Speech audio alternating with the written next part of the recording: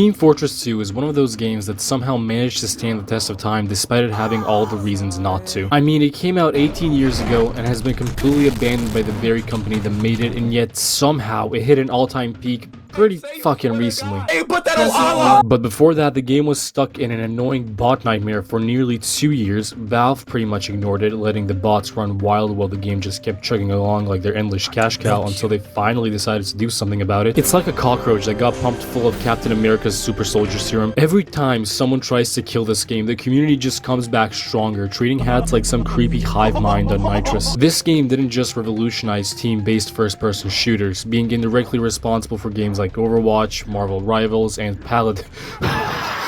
Yes, I know Team Fortress Classic is a thing, but I also don't give a shit. A lot of this success definitely comes from it being bundled with the orange box, but even looking at the art style, it's clear why it stood out from the hordes of realistic, gritty grayscale games flooding the market back then. And even after all these years, the game still somehow feels fresh, fast, and insanely satisfying. The silly cartoonish vibe, an engine that ages like fine wine, and gameplay that matches the madness of it all is apparently the perfect recipe for a game that can grab everybody's attention. And when I say madness, I really do mean it. Doesn't matter if you're playing spy, soldier, or scout, you're constantly pulling off some absolutely bizarre shit every match. And while good teamwork is technically encouraged, most of the time you just kind of end up doing your own thing anyway, completely ignoring the rest of your team, unless you're playing medic, then you're basically everyone's emotionally damaged babysitter. Did you guys know that he actually implanted like people with baboon fetuses in the comic? A very good reason as to why the gameplay is so good is due to this very simple class balancing system. Since there are only 9 classes and not 20 something like in Overwatch. Okay, so just to clarify a couple of things before someone tries to farm Reddit gold off of this, I don't think either of these games are worse than Team Fortress 2. Honestly, they both offer a way better online competitive experience. And yes, this video was made before the Man vs. Machine community maps update dropped. Each one has a clear rule that even a sleep-deprived raccoon could figure out. The Heavy can dish out insane damage but moves like a fridge on roller skates. Scout, on the other hand, is a twitchy little gremlin with cracked out mobility, capable of bleeding in half a second if you blink wrong, but he's basically made out of paper and poor life decisions like most people from Boston. Both got buckets of chicken. You want to do it? Okay. And Pyro's whole thing is setting the world on fire, but only if you're dumb enough to stand close, which is 90% of the player base, to be fair. Seriously, I think he's probably like my second favorite class in the game. I mean, just fucking look at it. Every match, every shootout brings a different style of madness to the table, and it's that perfect blend of casual dumbassery and actual competitive intensity. Capture the Flag is a perfect example of this. You'll have 2 or 3 sweaty tryhards actually going for the objective, while the rest of the team is either farming kills, spawn camping, or forming a full-blown conga line. Every class brings its own flavor of disorder, and while it might look like madness on the surface, there's a real depth underneath. Positioning, timing, class synergy, it all matters, but it's wrapped in enough absurdity that even when you're losing, you're still probably having a blast. To me, the way all these classes function and feel is pretty much near perfect, and the ones with a little bit of a learning curve like Soldier or Demoman are easily some of the most satisfying to watch in action. There's just something about a perfectly timed air shot or a well-placed sticky trap that makes your brain release ungodly amounts of dopamine. And while these aren't my favorite classes in the game, classes like Scout, Heavy, and Medic,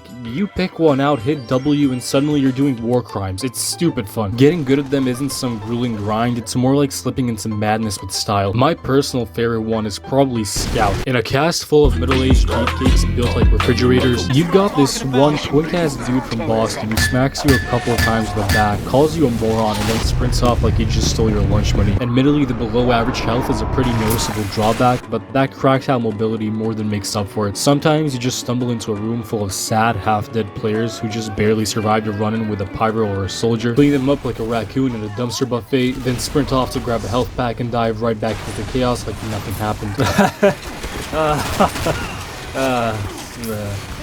I was not loved enough as a child. And Pyro was a pure menace in tight corners. Every spy on the enemy team instantly starts rethinking their life choices the moment they hear that flamethrower spin up. It's no wonder they were so hated they were considered borderline inhumane in World War I and outright banned in Modern Warfare. Pyro brings that exact same energy, just with more screaming and rainbows. Every good main of this class is secretly a psychopath who'd rather airblast you into the sun 10 times before even thinking about touching the objective. Uber charges, rocket jumps, backstabs, maps, throwing actual jars of piss at your enemies, this game has everything. Every single class has its own weird little gimmicks and techniques to master, and somehow none of it feels out of place. And even if you do start to get bored, which honestly takes a while, there are a lot, and I mean a lot of different weapons you can mess around with and unlock. The stock loadout is already solid, don't get me wrong, and you can absolutely wipe the floor with it if you know what you're doing, but once you start diving into the alternate weapons, it's like opening Pandora's box, except instead of demons, it's just 12 different ways to commit manslaughter with a lollipop or a trumpet. There are so many different combinations and playstyles you can mess with, and honestly, it's fucking incredible. It really does feel like a sandbox first-person shooter. You're not locked into one role or meta, you just experiment, go feral, and somehow it works. And the best part, none of this is pay to win. Most of these weapons and loadouts, you unlock them by just playing the game. No battle pass, no credit card power-ups, just you, your weird little class, and an unhealthy amount of free time. Wanna run around as a fat scout? Easy, just slap a shotgun on heavy and haul ass like a meathead freight train. Or better yet, crank scouts annoyance levels up to 11 by drinking an energy drink that makes them invincible. Now sure, stuff like having 5 scouts, 3 snipers, and 1 demo man on your team when you clearly need a medic or a heavy can be a little annoying, but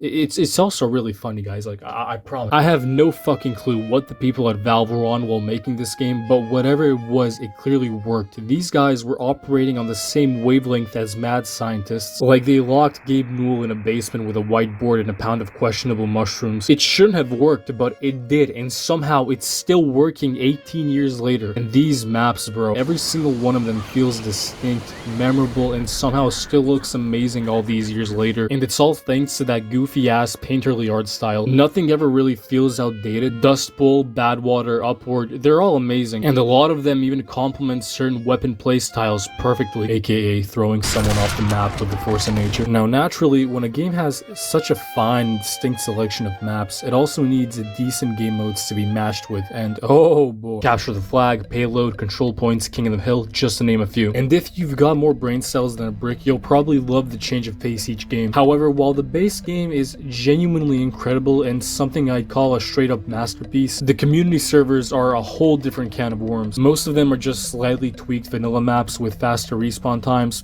Pretty cool, I guess. And then there's also the hat trading servers, which there are a shit ton of, but it's also very easy to stumble upon something genuinely creative and unironically amazing, like Rocket Dodgeball, where 2 teams of pyros just play volleyball with crit rockets. Then you got stuff like Surf, Death Run, and a lot of fucking Minecraft maps. I don't know why there's so many, but honestly, they're some of my favorites. They perfectly capture that mid-2010s internet energy. Like, you load into one of these and immediately feel like you're back on Xbox 360 booting up a tutorial world. Some of them are even laid out like they could be actual mashup packs from Pocket Edition. It's dumb, it's nostalgic, and it's beautiful. Back when I was 14, I probably spent an uncomfortable amount of time on these maps just dicking around and trolling random people. And how about Higher Tower, which is literally just High Tower, but higher. There's even a full-on replica of Goldenrod City from Pokemon Gold and Silver, where you can just dick around and do absolutely nothing productive. It's stunning what happens when developers actually give players the tools and freedom to create their very own content. And I really wish more modern games would take the hint, because this kind of creativity, it's what keeps games like TF2 alive decades later. The only genuine gripe I have with this game right now is the competitive loading times. I get it, it's kind of dumb to complain when casual mode has been basically turned into this bizarre hybrid of competitive sweatfest and goofy chaos, but still, it would be really nice to have an official way to get ranked and play with people around your skill level without needing to wait 20 minutes or rely on some third-party community option. I love this game and its community, and sure, getting something wild like a brand new class would be amazing, but honestly, at this point, I'd just be happy with some decent upkeep. Fix the bugs, patch the exploits, maybe dust off the cobwebs once in a while. That's all we're asking for. TF2 doesn't need a miracle, it just needs someone at Valve to remember it exists.